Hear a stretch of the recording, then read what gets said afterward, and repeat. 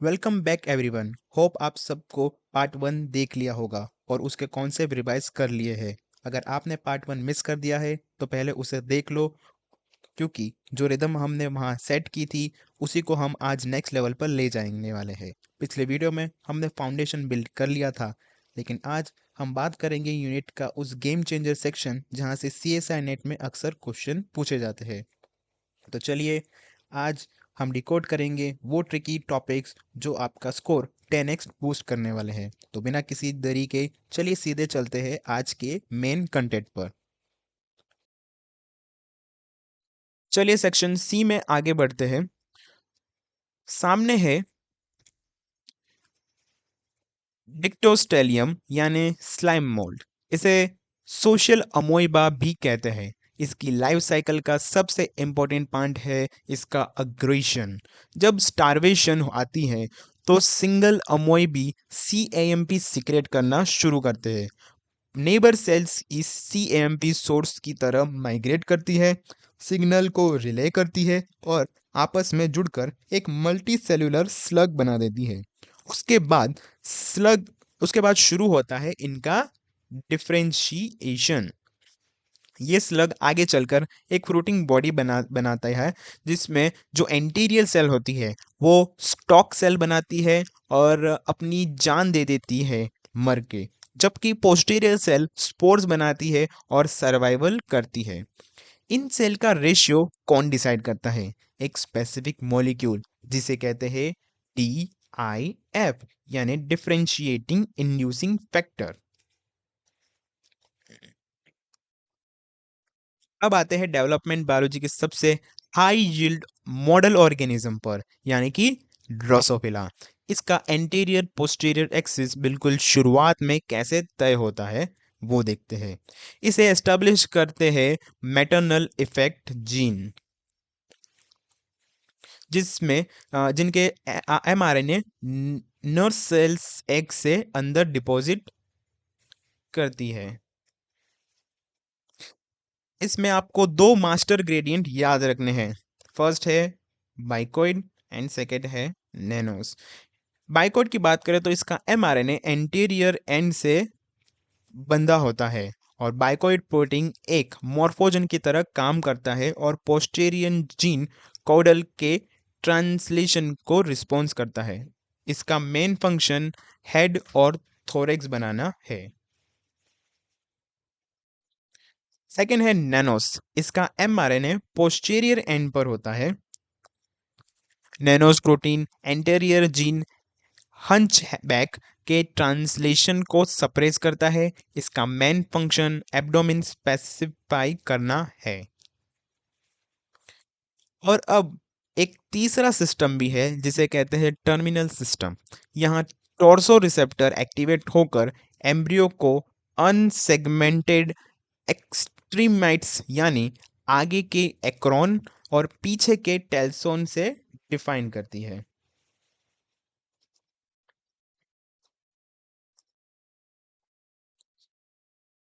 Next है Drosophila segmentation hierarchy. एक single cell से पूरा सेगमेंटेड लार्वा बनने का एक स्ट्रिक्ट जेनेटिक ऑर्डर है जो आपको पता होना चाहिए।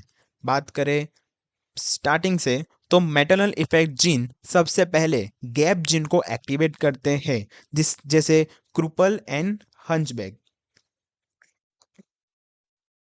अगर इनमें म्यूटेशन हो जाए तो लार्वा की बॉडी के बड़े बड़े रीजन्स, लार्ज रीजन्स गायब हो जाते हैं। फिर gap jeans pair rule jeans को एक्टिवेट करते हैं, जैसे कि इवन स्किप्ड फूची तराजू। ये एम्ब्रियो में एग्जैक्टली 7 स्ट्रिप में एक्सप्रेस होते हैं। इनके म्यूटेंट्स में हर अल्टरनेट सेगमेंट्स गायब हो जाते हैं। और आखिर में आते हैं pair rule genes. Pair rule genes activate करने वाले segment polarity genes. Pair rule gene segment polarity को ऑन करते हैं, जैसे कि इनग्रेन, विंगलेस एंड WNT।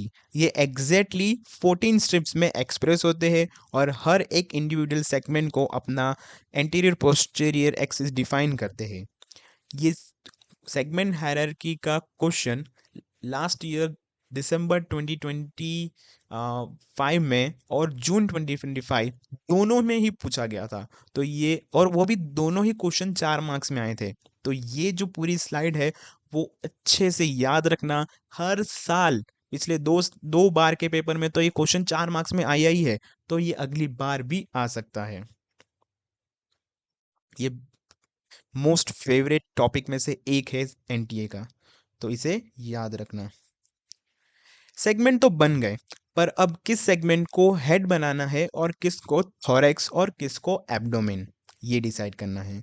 ये फंक्शन परफॉर्म करते हैं हॉक्स जीन, यानी हीमेटोपोइटिक जीन्स। ये बेसिकली ट्रांसक्रिप्शन फैक्टर्स को इनकोड करते हैं, जिसमें एक हाईली कंजर्व 60 अमीनो एसिड का डीएनए बाइंडिंग हीमियोडोमेन होता है। अगर इनमें गड़बड़ी हुई है तो ह्यूमेटो होम्योटिक म्यूटेशन आती है, जहां बॉडी का एक पार्ट किसी दूसरे पार्ट से रिप्लेस हो जाता है। सीएसआर का सबसे दो कॉमन एग्जांपल है, वो याद रखना। पहला है एंटेनेपीडिया। इस म्यूटेशन में एंटीनी की जगह पैर पर लेग्स निकल आती है, एंटीनास की जगह इस पर। और दूसरा है बेथोरेक्स। यहाँ तीसरे थोरिक सेगमेंट के हॉल्टर्स में फुल्ली फॉर्म विंग्स में कन्वर्ट हो जाते हैं। और इनकी सबसे स्पेशल बात है कॉलिनेटरी। जिस ऑर्डर में ये जीन्स क्रोमोसोम पर बैठे होते हैं, बिल्कुल उसी स्पेशल एंड स्पेटियल ऑर्डर में ये एम्ब्रियो के एंटीरियर पोस्टीरियर एक्सेस पर एक्सप्रेस भी होते हैं। और अब आते हैं ड्रोसोफिला के डोर्सल वेंट्रल एक्सेस पर। इस पाथवे को ड्राइव करता है टॉल पाथवे। वेंट्रल साइड पर स्पेट्जल अपने टॉल रिसेप्टर से बाइंड करता है। टॉल रिसेप्टर एक्टिव होते ही कैक्टस प्रोटीन को डिग्रेड कर देता है, जिससे डोर्सल नाम का प्रोटीन फ्री होकर वेंट्रल साइड की न्यूक्लियस के अंदर घुस जाता है। अब यहाँ ध्यान देना, इस पाथवे का सबसे बड़ा ट्रिक है। प्रोटीन का नाम डोर्सल जरूर है, पर डोर्सल प्रोटीन एक मॉर्फोजन है जो वेंट्रल फेट को स्पेसिफाई करता है। इस जीन का नाम इसके म्यूटेंट फिनोटाइप पर रखा गया है, तो यहाँ आपको कंफ्यूज नहीं होना है। जहाँ डोर्सल की कंसंट्रेशन हाई होती है, यानी वेंट्रल साइड में, वहाँ ट्विस्ट और स्नेल जीन एक्टिवेट होते हैं जो मीजोडम को फॉर्म करते हैं। और जहाँ डोर्सल की कंसंट्रेशन लो होती है, वहाँ डोर्सल साइड और वहाँ डीपीपी जीन एक्सप्रेस होता है जो डोर्सल एक्टोडम बनाता है। यहाँ पे वाइसा वर्सा है, डोर्सल की कंसंट्रेशन जहाँ लो होगी वहाँ डोर्सल साइड बन रही है, तो इसमें कंफ्यूज मत होना।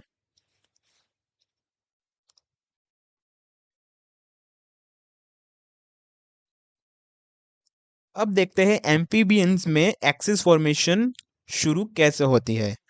बात करें कॉर्टिकल रोटेशन से, तो एक्स के अंदर स्पर्म जिस पॉइंट से एंट्री करता है वो एम्ब्रियो का वेंट्रल साइड बन जाता है।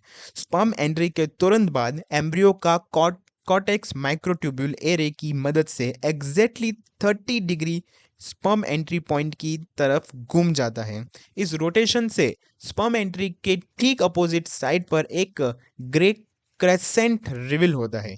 इस मूवमेंट का सबसे बड़ा फायदा ये है कि ये डिशलेव्ड यानी डीएसएच और WNT11 प्रोटीन को फ्यूचर डोर्सल साइड पर शिफ्ट कर देता है, जहां वो बीटा कैटनिन को स्टेबलाइज करते हैं। ये बीटा कैटनिन आगे चलकर डोर्सल मोस्ट विजिटल सेल्स को न्यूक्लियस सेंटर स्पेसिफाई करता है, जो ठीक अपने ऊपर वाली सेल को ऑर्गेनाइजर बनने के लिए लाइव लिए इंड्यूस करता है। नेक्स्ट है द स्टीमेन मैनगोल्ड ऑर्गेनाइजर। ये बेसिकली एम्फीबियन एम्ब्रियो का डोर्सल लिप ऑफ द ब्लास्टोस्पोर होता है। इसके 3 क्लासिकल फंक्शन है।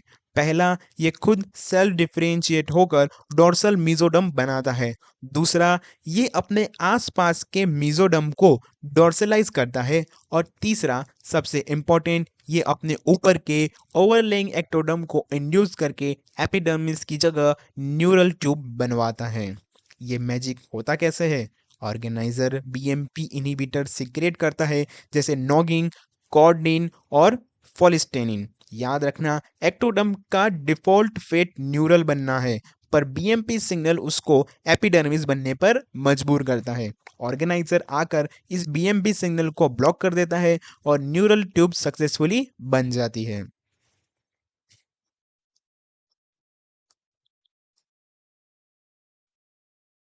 अब आते हैं बर्ड्स पर। चिक एम्ब्रियोजेनेसिस का की टर्म क्लियर कर लीजिए। यहाँ एम्ब्रियो में दो मेन लेयर होती है, एपीब्लास्ट जो पूरा का पूरा एम्ब्रियो बनाती है और हाइपोब्लास्ट जो एक्स्ट्रा एम्ब्रियोनिक मेम्ब्रेन बनाती है। इन दोनों के बीच का स्पेस को ब्लास्टोकोइल कहते हैं। गैस्ट्रुलेशन के टाइम यही प्रिमिटिव स्ट्रिक बनती है, जो कि एम्फीबियंस के ब्लास्टोपोर लिप्स का एग्जैक्ट इक्विवेलेंस है।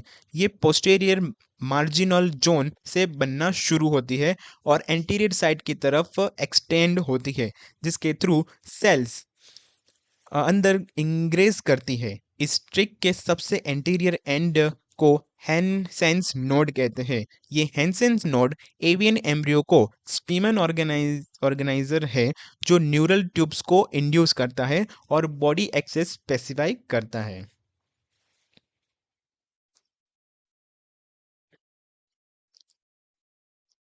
नेक्स्ट है सी एलिगेंस वाल्वा फॉर्मेशन, सीएसआर का one of the absolute favourite topics.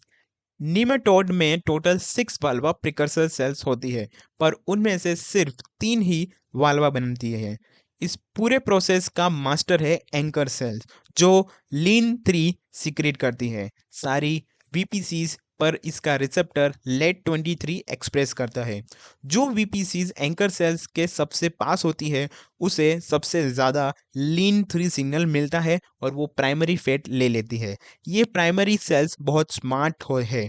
ये अपने आसपास वीपीसीज में लीन 12 पाथवे एक्टिवेट कर देती है, जिससे उन्हें सेकेंडरी फेट मिलता है। इस प्रोसेस को लेटरल इनहिबिशन कहते हैं और वीपीसीज एंकर सेल से बहुत दूर होती है। उन्हें कोई लीन 3 नहीं मिलता और वो बाय डिफॉल्ट टर्सरी फेट में बन जाती है। और अब आते हैं सेक्शन की पावरफुल सेक्शन पर, जो है वर्टिब्रेट लिम्ब डेवलपमेंट। लिम्ब के तीनों एक्सिस को कौन और कैसे कंट्रोल करता है, इसको टिप्स पर याद रखिए। सबसे पहले बात करते हैं प्रॉक्सिमल डिस्टल एक्सिस की। इससे इसे AER यानी एपिकल एक्टोडर्म रिज कंट्रोल करता है। AER FGF fibroblast growth factor secrete करता है, जो उसके ठीक नीचे मीजोडर्म को लगातार पॉलिफरेट करवाते हैं। अगर आप एक एक्सपेरिमेंट में AER को रिमूव कर देंगे तो डिस्टल स्ट्रक्चर नहीं बनेंगे, और अगर एक एक्स्ट्रा AER ग्राफ कर दिया तो सप्लीमेंट्री लिम्ब बन जाएगा। चलिए लिम्ब डेवलपमेंट के रिमेनिंग 2 एक्सिस को एक बार डिटेल में देखते हैं। सबसे पहले है एंटीरियर पोस्टेरियर, जिसे लिम्ब बर्ड के पोस्टीरियर मार्जिन पर ZPA यानी zone of polarising activity control करता है। ZPA का मेन वेपन है sonic hedgehog.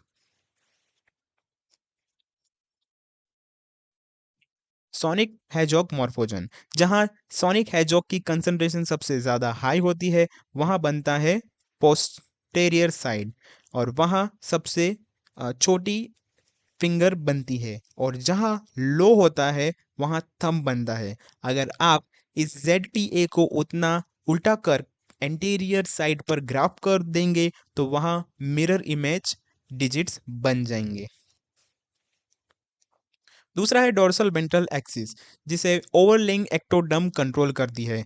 Dorsal ectoderm WNT7A secrete करती है, जो नीचे डोर्सल मेसोडर्म में LMX1B जीन को एक्टिवेट करता है, जिसे नेल्स और नकल्स बनते हैं। वेंट्रल साइड को बचाने के लिए वेंट्रल एक्टोडर्म एंग्रालेड 1 सिक्रीट करती है, जो WNT7A को ब्लॉक कर देता है ताकि वहां पैड्स बन सके।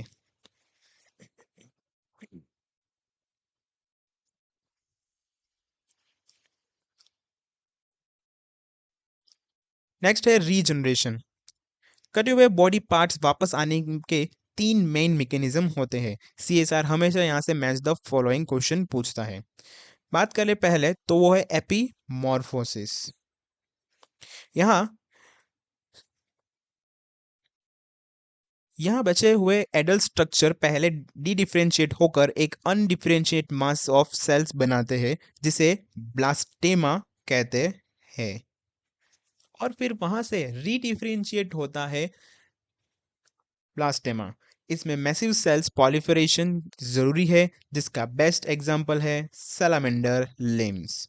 सेकंड है मॉर्फोलैक्सिस। यहाँ रीजनरेशन एग्जिस्टिंग टिश्यूज की रिपीटेटिंग से होती है और इसमें little to no cells division होता है। जैसे हाइड्रा को अगर आप हाफ सेल्स में कट कर दे तो वो डिवाइड होकर दो स्मॉल हाइड्रास बना देगा। थर्ड है कंपेंसेंट्री। इसमें सेल डिवाइड तो करती है पर अपने डिफरेंशिएशन फंक्शन को मेंटेन रखती है, यानी कोई ब्लास्टेमा नहीं बनता। इसका क्लासिकल एग्जांपल है मैमलियन लिवर की रीजनरेशन। अब देखते हैं एम्फीबियन मेटामॉर्फोसिस, जो पूरी तरह से थायराइड हार्मोन T3 और T4 ड्राइव करते हैं। मैकेनिज्म ध्यान से सुनो। T3 अपने थायराइड रिसेप्टर से बाइंड करता है। जब टीआर पर कोई लिगांड नहीं होता तो वो एक्सप्रेस की तरह सॉरी रिप्रेसर की तरह काम करता है, पर जैसे ही T3 बाइंड होता है, टीआर और HAT को रिक्रूट करता है और जीन ट्रांसक्रिप्शन एक्टिवेट कर देता है।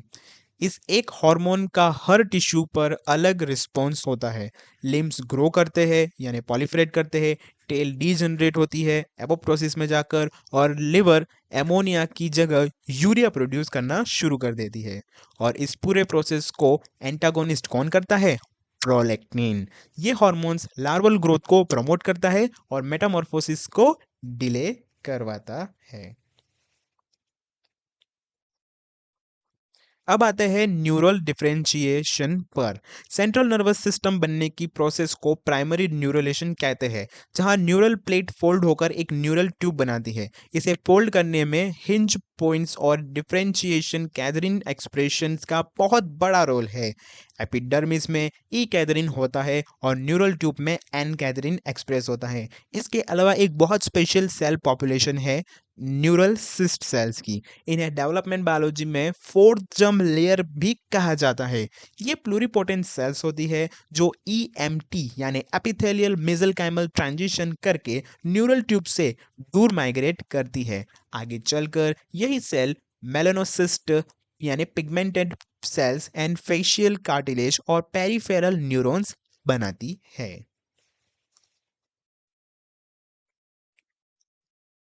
और अब इस सेशन के एक और हाई यील्ड टॉपिक्स यानी सेक्स डिटर्मिनेशंस पर आते हैं। मैमल्स और ड्रोसोफिला का सिस्टम बिल्कुल अलग है। बात करें मैमल्स की, जो कि क्रोमोसोमल वाई है, यहाँ वाई क्रोमोसोम्स के पास एक मास्टर जीन होता है, उसका नाम है SRY gene. S bar SRY आगे चलकर SOX9 को एक्टिवेट करता है, जिससे टेस्टिस बनते हैं। फिर टेस्टिस टेस्टोस्टेरोन और AMH सिक्रीट करता है। अगर SRY नहीं है यानी डिफॉल्ट स्टेट है XX स्टेट वाला, तो WNT4/R स्पॉन्डिन पाथवे एक्टिवेट होता है और फीमेल बनती है। बात करें ड्रोसोफिला में तो यहाँ होता है XA का रेशियो। वाई क्रोमोसोम ड्रोसोफिला में सेक्स डिसाइड नहीं करता। यहाँ खेल हुए है एक्स क्रोमोसोम और ऑटोसोम सेट्स के रेशियो के का होता है। अगर X रेशियो 1 है तो फीमेल बनती है, और अगर 0.5 है तो मेल बनता है। यहाँ मास्टर जीन का नाम है सेक्स लिथल यानी SXL, जो ट्रा और DSX जीन को की अल्टरनेटिव स्प्लाइसिंग कास्केड को कंट्रोल करता है।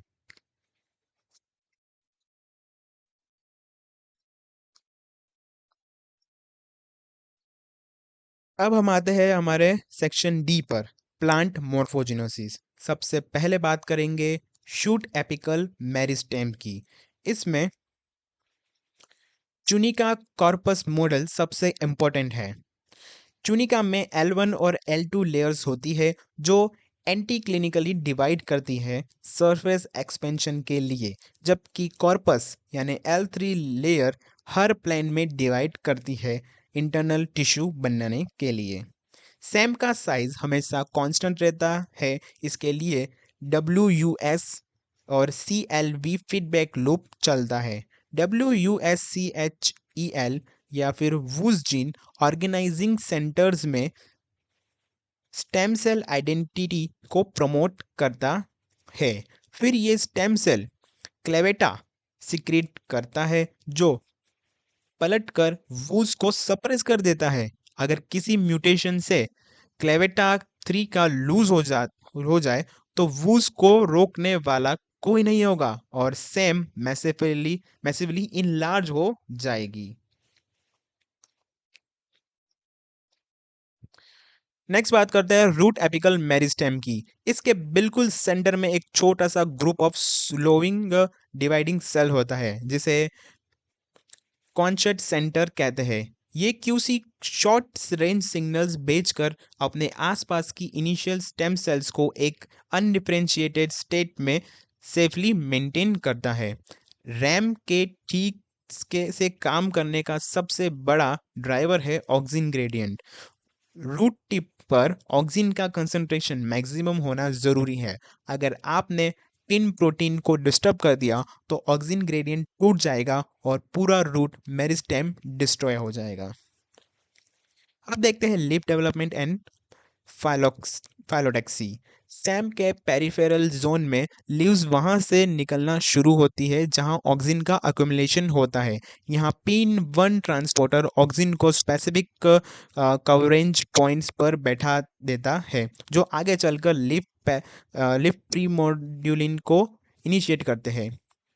फाइलोटैक्सी इन्हीं ऑक्सिन मिनिमा और मैक्सिमा पर डायरेक्टली डिपेंड करती है। और लीफ की पोलैरिटी ज़रूर याद रखना, एडाक्सियल एबैक्सियल एक्सिस। डॉर्सल या अपर साइड के लिए HD ZIP3 जीन्स काम आते हैं और वेंट्रल या लोअर साइड के लिए YABBY जीन्स होते हैं। इन दोनों डोमेन्स को प्रॉपर बैलेंस ही लीफ लैमिला को एक फ्लैट स्ट्रक्चर देता है। नेक्स्ट है ट्रांजिशन टू फ्लावरिंग। एक प्लांट वेजिटेटिव ग्रोथ से फ्लावर बनने पर शिफ्ट कैसे होता है, कभी सोचा है? ये कहानी शुरू होती है लीव्स में, या जहां फाइटोक्रोम्स और क्रिप्टोक्रोम्स दिन की लंबी यानी डे लेंथ को सेंस करते हैं और लॉन्ग डेज प्लांट्स में ये सिग्नल कांस्टेंट यानी CO जीन को एक्टिवेट करता है। कांस्टेंट जीन लीफ के अंदर फ्लावरिंग लोकस टी यानी FT को ऑन करता है। ये FT प्रोटीन ही हमारा फ्लोरिजन यानी मोबाइल फ्लावरिंग सिग्नल है जो फोइलम के थ्रू ट्रैवल करके सीधा सेम तक पहुंचता है। सेम पर पहुंचकर FT FD प्रोटीन के साथ एक कॉम्प्लेक्स बनाता है और LYF और AP1 जैसे फ्लोरल मेरिस्टम आइडेंटिटी जिनको एक्टिवेट करता है जो वेजिटेटिव सेम को पूरी तरह से फ्लोरल मेरिस्टम में कन्वर्ट कर देते हैं। और अब इस यूनिट का एक और ब्लॉकबस्टर टॉपिक है ABC model of flower development. यहाँ हेमेटोपोइटिक जीन 4 अलग अलग रूल्स की आइडेंटिटी डिसाइड करते हैं। इसको एक सिंपल कॉम्बिनेशन लॉक की तरह याद रखो। रूल 1 यानी सीपल्स, यहाँ सिर्फ class A jeans AP1 AP2 चाहिए। सेकंड है पीटल, यहाँ क्लास A और क्लास B यानी AP3 TI दोनों का ओवरलैपिंग एक्शन चाहिए। एंड थर्ड है स्टेमन्स, यहाँ क्लास B और क्लास C जीन चाहिए। और फोर्थ है कार्पल्स, यहाँ सिर्फ क्लास C और जीन एक्सप्रेस होते हैं। इस मॉडल का एक अल्टीमेट गोल्डन रूल है A और C आर एंटागोनिस्ट। इसका मतलब है अगर म्यूटेशन की वजह से A एब्सेंट है तो C उसकी जगह लेने सारी वूल्स में फेल जाएगा और अगर C एब्सेंट है तो A पूरे फ्लावर्स में फेल जाएगा।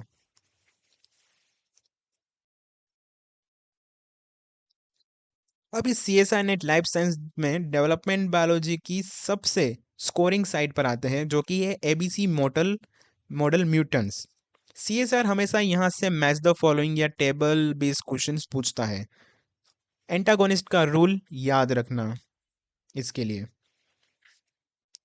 बात करें पहले वाइल्ड टाइप की, तो रूल्स 1 से 4 में ए बी बी सी और सी एक्टिवेट होते हैं, जिसे सीपल, पीटल, स्टेमन और कार्पल बनते हैं।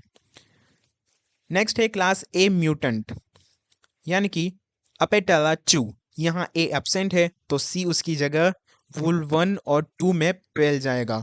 कोड बनेगा CCB BC और सी। रिजल्ट क्या होगा? सीपल और पीटल की जगह कार्पल और स्टेमन बन जाएगा, और बनेगा लास्ट में product carpel, stamen, stamen and carpel. Class B अगर म्यूटेंट हो जाए तो यहाँ बी absent है, कोड बनेगा AACC और रिजल्ट होगा पीटल और स्टेमन नहीं बनेंगे, उसकी जगह बनेगा सीपल और कार्पल, और लास्ट में प्रोडक्ट बनेगी हमारी सीपल, सीपल, कार्पर, कार्पल। फोर्थ है क्लास सी म्यूटेंट हो जाए तो यहाँ सी absent है तो ए उसकी जगह रूल 3 और 4 ले लेगा, और कोड बनेगा AAB BAA। रिजल्ट होगा स्टेमन और कार्पल की जगह पीटल और सेपल आ जाएंगे, और लास्ट प्रोडक्ट हमारी बनेगी सीपल, पेट, पीटल, पीटल, सीपल।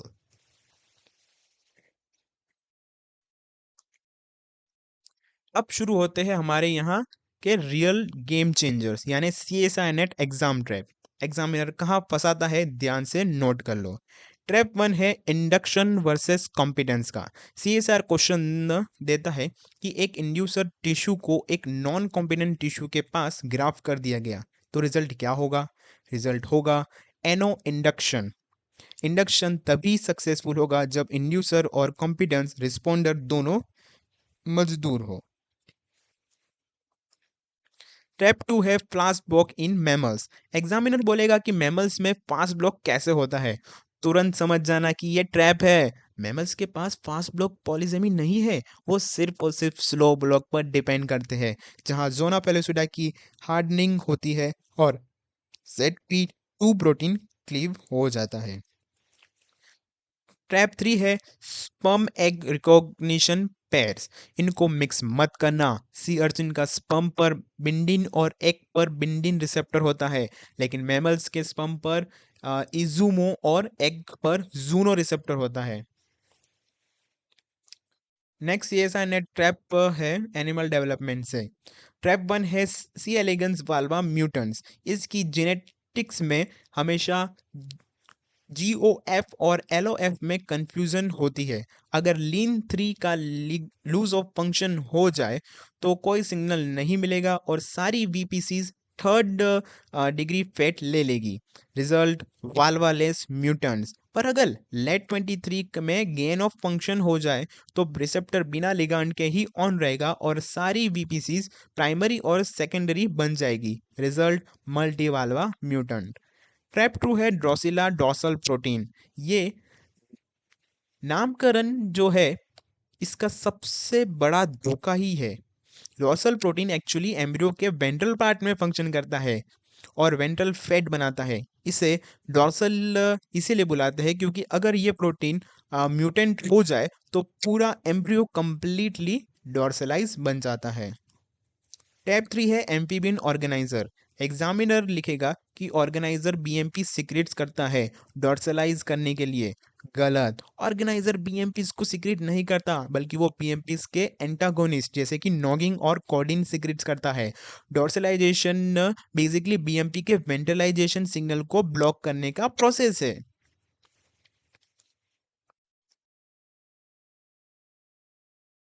नेक्स्ट CSI ट्रैप आ सकता है प्लांट डेवलपमेंट बायोलॉजी से।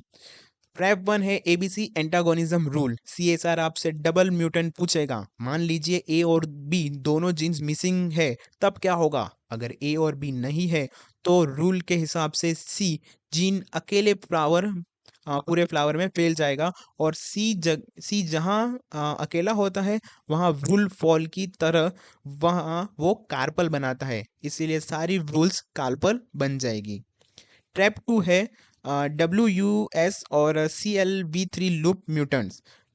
वूज और CLV3 के लूज को इंटरचेंज मत करना। अगर वूज में म्यूटेशन होती है तो स्टेम सेल बनना बंद हो जाएगी और सेम की प्रीमेच्योर टर्मिनेशन हो जाएगी। पर अगर CLV3 म्यूटेंट होता है तो वूज को सप्रेस करने वाला कोई नहीं बचेगा और सेम और अनकंट्रोलेबली बढ़कर एक मैसिव ओवरग्राउंड मेरिस्टेम बन जाएगा। ट्रैप 3 है प्लोइडी इन एंजियोस्पर्म। ये न्यूमेरिकल ट्रैप है। CSR बोलेगा कि एक 4N फीमेल को 2N मेल से क्रॉस करवाए। एंडोसोम की पॉलीप्लोइडी क्या होगी तब? फॉर्मूला सिंपल है। एंडोसोम में 2 मैटरनल पोलर न्यूक्लियर्स और 1 पैटर्नल स्पर्म होता है, तो फीमेल से आएगा 2N plus 2N equals to 4N और मेल से आएगा N, तो टोटल एंडोसोम्स की प्लोइडी बनेगी 5N। इससे मैन्युअली कैलकुलेट करना ज़रूरी है।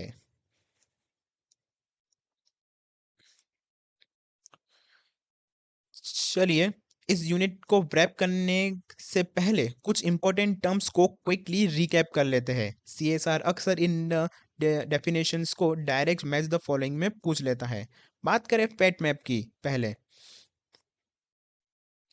ये एक ऐसी डायग्राम होती है जो एम्ब्रियो के अलग अलग रीजन को मैप करती है, ताकि हम पहले से बता सके कि कौन सा रीजन आगे चलकर लार्वा या एडल्ट में कौन सा स्ट्रक्चर बनेगा। सेकेंड है मॉर्फोलेक्सिस। इसे याद रखना हाइड्रा से। इसमें कोई नया सेल डिवीजन नहीं होता, ऑर्गेनिज्म अपने एग्जिस्टिंग सेल्स को ही रीमॉडल करके नया शेप ले लेता है। थर्ड है एपिमॉर्फोसिस। ये एम्फीबियंस में मिलती है। इसमें सेल्स पहले डी डिफरेंशिएट होकर एक ब्लास्टेमा बनाती है और उसके बाद वहाँ मैसिव सेल पॉलिफरेशन होता है नया पार्ट बनाने के लिए। फोर्थ है टोटीपोटेंट। ये वो सेल्स है जो embryonic and extra embryonic tissues दोनों बना सकती है। जाइगोट से लेकर 8 सेल स्टेज तक सेल्स टोटीपोटेंट होती है। नेक्स्ट है डेवलपमेंट बायोलॉजी में कुछ मास्टर कंट्रोल जीन्स है जो पूरे किंगडम में हाईली कंजर्व है। अगर इनमें गड़बड़ी हुई तो पूरा का पूरा ऑर्गन ही गायब हो जाता है। बात करें सबसे पहले तो वो है PAX6 की। ये आंख बनाने का मास्टर जीन है अक्रॉस द फाइला। ड्रोसोफिला में इसे आईलेस और माउस में इसे स्मॉल आई और ह्यूमंस में इसे एनिरिडिया कहते हैं। पर काम सबका एक ही है, आई डेवलपमेंट का।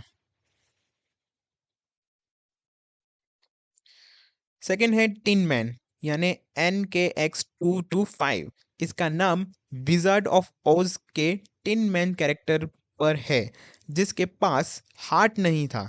ये हार्ट डेवलपमेंट का मास्टर रेगुलेटर है। इसके बिना एम्ब्रियो में हार्ट बनता ही नहीं है। अब बात करते हैं सोनिक हेजॉग। ये एक बहुत पावरफुल मॉर्फोजन है। ये न्यूरल ट्यूब्स के डॉर्सो वेंट्रल पैटर्निंग में वेंट्रलाइजिंग सिग्नल देता है और लिम्ब में एंटेरियर पोस्टीरियर पैटर्निंग कंट्रोल करता है।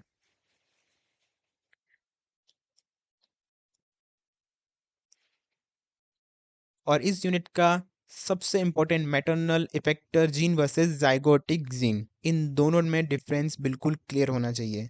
बात करें मैटरनल इफेक्ट जीन की, तो यहाँ एम्ब्रियो का फिनोटाइप एम्ब्रियो खुद डिसाइड करता है, बल्कि उसकी मदर का जीनोटाइप डिसाइड भी करता है। अगर मदर होमोजाइगस म्यूटेंट है तो भले ही एम्ब्रियो वाइल्ड टाइप हो, एम्ब्रियो हमेशा डिफेक्टिव ही पैदा होगा, जैसे ड्रोसोफिला में बाइकॉइड एंड नेनोस। सेकेंड है जाइगोटिक जीन। यहाँ फिनोटाइप खुद एम्ब्रियो के अपने जीनोटाइप से तय होता है, जैसे गैप, पैर रूल जीन और हॉक जीन। CSR में एक्सपेरिमेंट आता है कि इसको टेस्ट कैसे करें। अगर आप एक होमोजाइगस म्यूटेंट फीमेल को वाइल्ड टाइप मेल के साथ क्रॉस करवाए और 100% ऑफस्प्रिंग म्यूटेंट फिनोटाइप दिखाए, तो समझ जाना कि वो जीन एक मैटरनल इफेक्ट जीन है।